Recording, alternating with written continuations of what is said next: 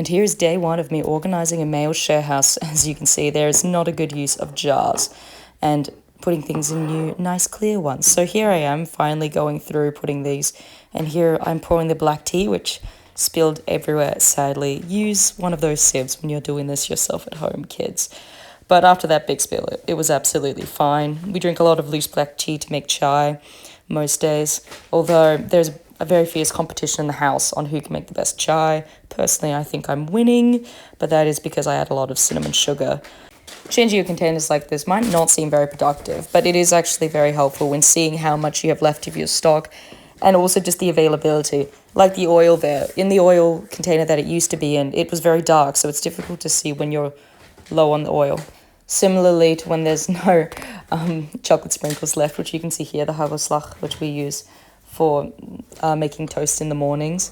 And that one's got a nice little jar. This is a massive container that I got from my grandma for Christmas, and I didn't think I could use it, and I was going to probably put it in storage somewhere. But here I am, realizing I can put all of the holiday chocolate in it, and hopefully I won't keep snacking on it because there was a lot more holiday chocolate.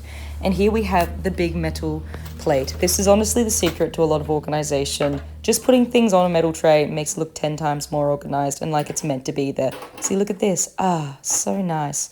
Already looking like it's meant to be there.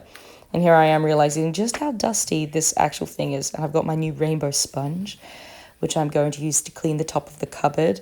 It's very lovely. Apologies if I look like a tired mess. I am always a tired mess, especially with these little cats. I am a mum of 3 cats, not kids. Don't be mistaken by that fact.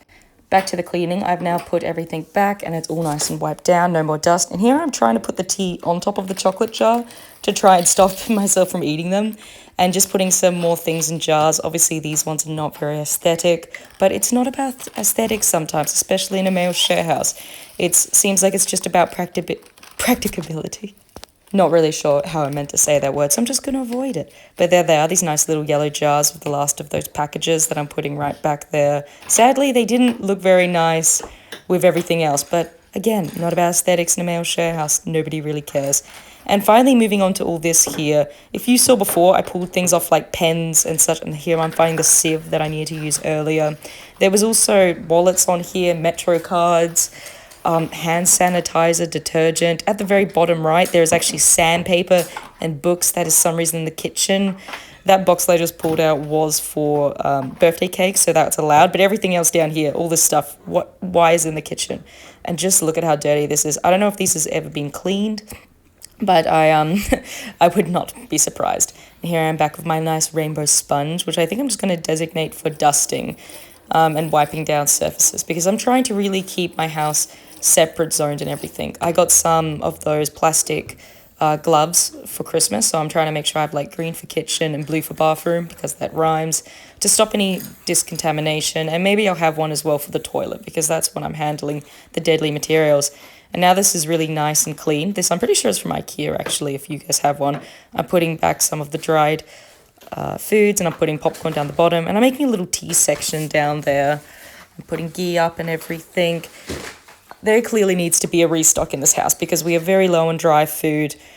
Oh, and there's some little black tea bags that I'm putting in there, but we don't really use them because you've got the nice loose tea. Usually there's at least like 8 cans of lentils and chickpeas in this shelf, but currently people are away for Christmas, so it's just me and my partner in the share house right now.